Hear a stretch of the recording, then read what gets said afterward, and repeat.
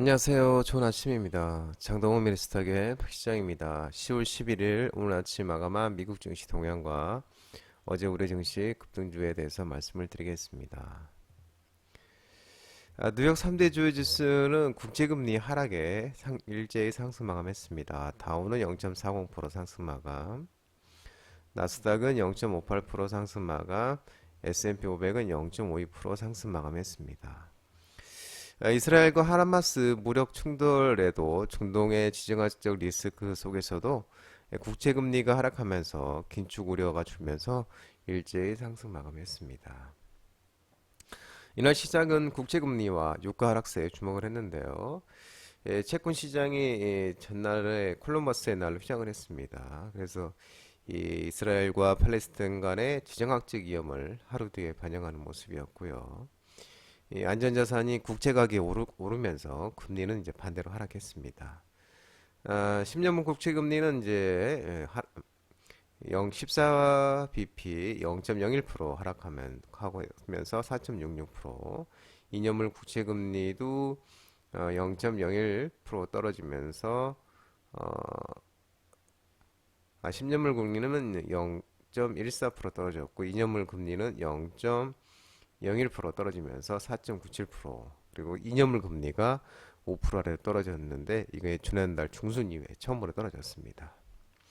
최근 이제 국제 금리가 고공행진하면서 주가가 조정을 받아왔다는 점에서 금리 하락은 주가에는 이제 일부 일시로 안도감을 제공하는 모습입니다. 또 유가가 전날의 상승세에서 하락세로 돌아선 것도 인플레이션에 대한 우려를 완화시켰습니다. 러시아와 우크라이나의 전쟁 당시 폭등세를 보였던 모습과는 달리 유가는 이제 상대적으로 안정적인 모습을 보이고 있고요. 이는 이제 전쟁 당사자가 러시아가 주요 산유국 중 하나였었는데 이번엔 이스라엘과 팔레스타인은 산유국이 아닌데다가 또 최근 유가가 금리 상승에 따른 수요 둔화 우려 속에서도 하락 압력을 받았기 때문입니다. 연준 당국자들의 또 통화 완화적인 발언도 긴축임을 낮추고 있습니다. 로리 로건 델러스 연은 총재는 장기 금리가 높은 수준을 유지한다면 연준이 금리를 올려야 한다는 필요성이 줄어들 수 있다고 또 얘기를 하고, 필립 제퍼슨 연준 부의장도 미국 국채 수익률 상승이 경제에 잠재적인 추가 제약 요인이 작용할 가능성을 주시하고 있다고 이렇게 말을 했고요. 또 레피얼 보스틱 애틀랜타 연은 총재가 통화 정책이 제약적 이치로 이동했다면 더 이상 금리를 인상할 필요가 없다고도 주장을 했습니다. 이 보스텍 총재는 이제 연준 내 대표적인 비둘기견이고요. 또 닐 카시카리 미니애폴리스 연은 총재는 인플레이션을 낮추는 데 있어서 장기 수익률의 상승이 우리에게 일부 도움이 된다는 것은 확실하다. 국채 수익률 상승이 긴축 효과가 있다는데 동의했다. 그러나 만약 장기 수익률이 오른 것이 우리가 무엇을 할지에 대한 시장의 기대가 바뀌었기 때문이라면 우리는 그 수익률을 유지하기 위해서는 실제로 그들의 기대를 따라야 할 수 있다고 이렇게 또 얘기를 했습니다. 카시카리 총재 같은 경우는 이제 매파 이원 중 한 명입니다. 또 이날 시장은 이번 주에 이제 예정된 물가 보고서, 이제 내일 CPI 또 나오죠. 물가 보고서와 3분기 기업 실적 발표 등을 앞두고 지정학적 위험을 약간 무시하는 모습을 보이고 있는 그런 모습입니다. 기술주들이 엇갈린 모습이었습니다. 애플은 0.34%, 마이크로소프트 0.43%, 알파벳 0.2%, 넷플릭스는 3.27% 하락하고요. 애플과 마이크로소프트, 알파벳은 상승을 했고요. 또 아마존, 메타, 엔비디아는 상승을 했습니다. 필라델피아 반도체 지수도 1.29% 상승하였고요. 또 AMD 반도체 지수도 AM도 1.91% 상승, 마이크론 이제 0.59% 하락했고요. 인텔 1.03, 브로드컴 0.3, ARM도 2.69, TSMC도 1.82% 상승하는 모습입니다.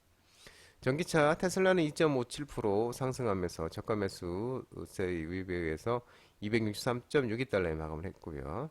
루시드는 8.15%로 상승, 이제 리비아는 UBS가 투자 의견 중립에서 매수 상향 소식에 4.58% 상승, 니콜라는 3.62% 상승 마감했습니다.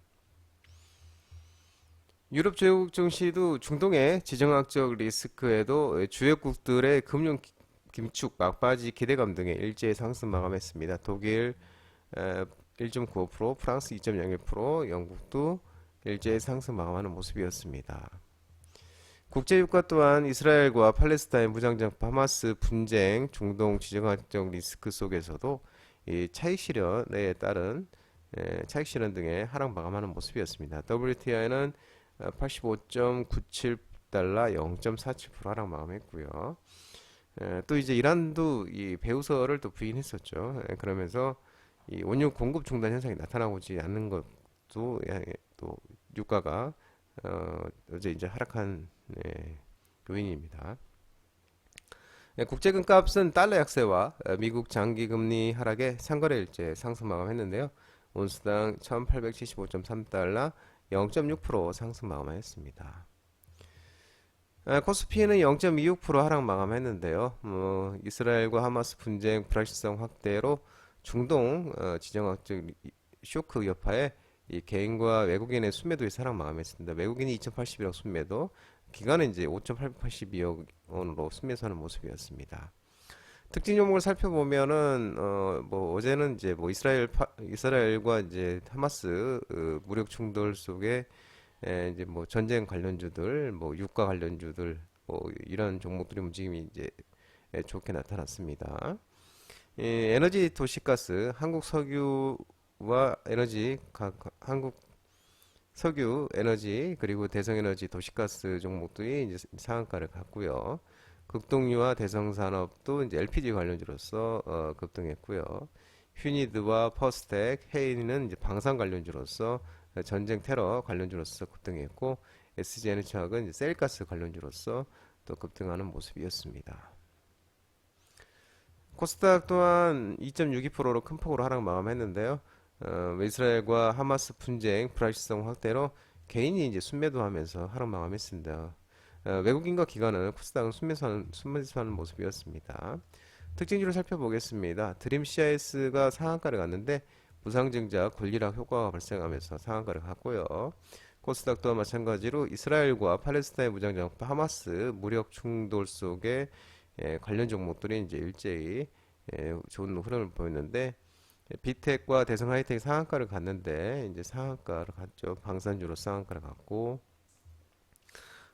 또 이제 스페코와 코치테크놀로지, 기산텔레콤 또한 한일단조 또한 방산 관련주로서 급등을 하였고요. 흥구석유, 중앙에너지, 에너비스는 이제 LPG 관련주로서 상한가를 갔고, GSW는 도시가스 관련주로서도 급등이 나왔고요. 미래생명자원 또한 사료 음식 관련주로서 급등이 나오는 모습이었습니다. 엔젠바이오가 상한가를 갔는데요. 엔젠바이오 장동 대표 유튜브 라이브 무료 관심주로 말씀드린 종목이었죠. 미국의 암정복 프로젝트의 캔서 문샷 합류 소식에 의해